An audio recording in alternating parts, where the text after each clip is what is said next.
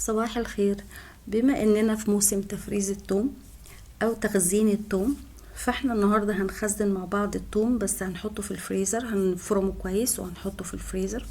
وطبعا في ناس بتحب تخزنه في البلكونة، مفيش مشكلة لما ان احنا نخزنه بالعروش بتاعته في البلكونة، بس تكون البلكونة متهوية وفي نفس الوقت ما بيدخلهاش شمس قوي، لان الشمس القوية قوي ممكن تخلي الثوم ينشف مننا وما يكملش معانا بقية السنة.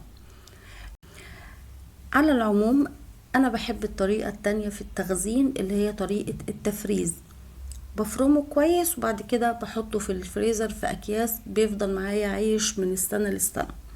والكيسين اللي قدامنا دلوقتي دول من السنة اللي فاتت، فما بيجرالهوش اي حاجة.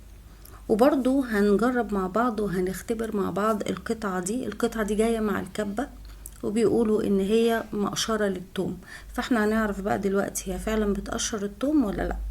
هي معمولة من السيليكون، فهي ناعمة جدا، وهي بس يا دوبك بتخبط الثوم كده في الكبة فالثوم بيتقشر يعني. فهنجربها النهاردة. فببدأ اول حاجة ان انا اقشر الثوم، باخد القشرة الخارجية بس اللي هي نشفت، لكن هو بيبقى من جوه طري جدا، حتى القشر بتاعه بيبقى طري جدا.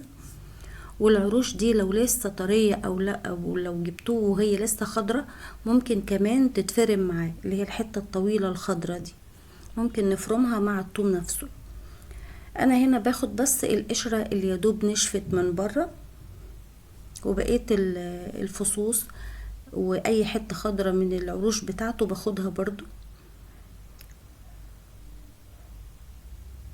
طبعا في ناس بتحب تخزن الثوم بعد شم النسيم، ده ليه؟ ده علشان بيبقى خلاص نشف والوزن بتاعه بيبقى كله توم مفهوش مية، بس في نفس الوقت بيبقى تمنه اغلى من الثوم الاخضر شوية اللي هو موجود دلوقتي.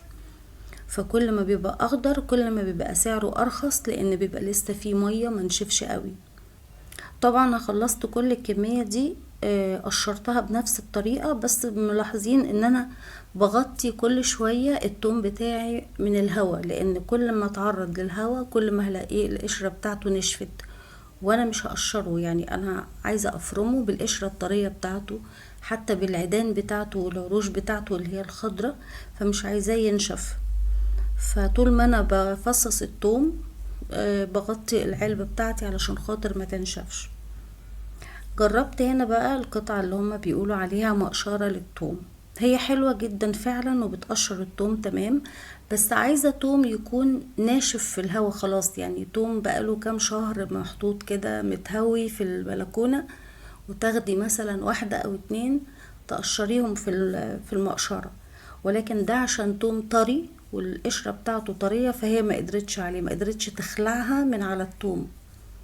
فطبعا هي مفيدة وكل حاجة وبتسهل الوقت، بس الكلام ده عايز توم ناشف مش طري. فعلشان كده انا هفرمه بقشره، لان القشر مش مستاهل ان هو يترمي، هو طري جدا على فكرة.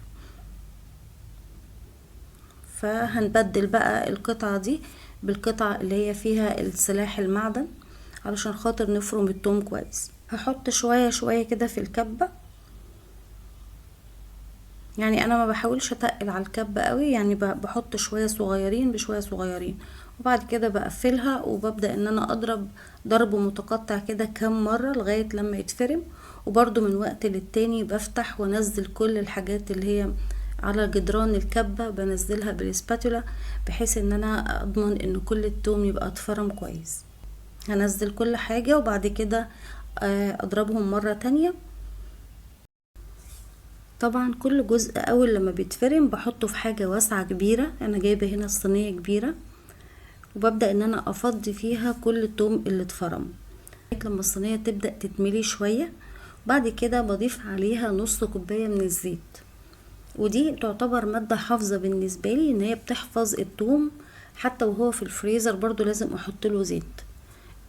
دي بتحفظ الثوم من السنة للسنة، ما بيجرالهوش اي حاجة داخل الفريزر، وبرضو بيحتفظ بلونه وريحته زي ما هو. بقلب كده بقى الثوم مع الزيت بحيث ان الزيت يوصل لكل الثوم اللي في الصينية. بعد كده ببدأ ان انا اغلفهم في اكياس بتاعة التلاجة. طبعا الناس اللي بتبيع بقى اللي هي شغالة في الاكل المنزلي بيبقوا عارفين كل كيس وزنه قد ايه. ممكن مثلا كل كيس يعملوه نص كيلو، بالميزان بتاعهم كده يوزنوا كل نص كيلو مع بعض، لان طبعا هما بيبيعوه.